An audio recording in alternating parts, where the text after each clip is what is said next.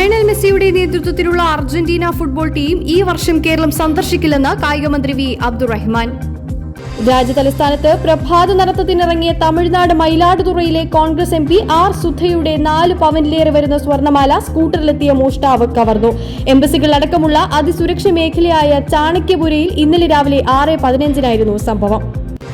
കാസർഗോഡ് നഗരത്തിലെ ഗതാഗതക്കുരുക്ക് പരിഹരിക്കാൻ ജില്ലാ ഭരണകൂടം ഇടപെടുന്നു. നഗരത്തിൽ വാഹനവുമായി എത്തിയാൽ മണിക്കൂറോളം റോഡിൽ കുടുങ്ങുന്നത് പതിവായതോടെയാണ് ഇതിന് പരിഹാരം കാണാൻ ബന്ധപ്പെട്ടവരുടെ യോഗം വിളിക്കുമെന്ന് കളക്ടർ കെ ഇമ്പശേഖർ അറിയിച്ചത്.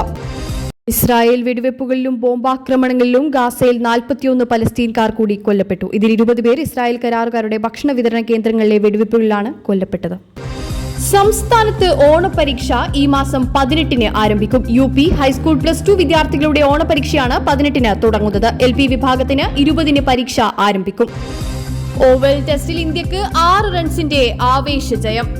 5ാം ദിനം 28 റൺസിനിടെ 4 വിക്കറ്റ് വീഴ്ത്തിയാണ് വിജയം കൈവരിച്ചത്.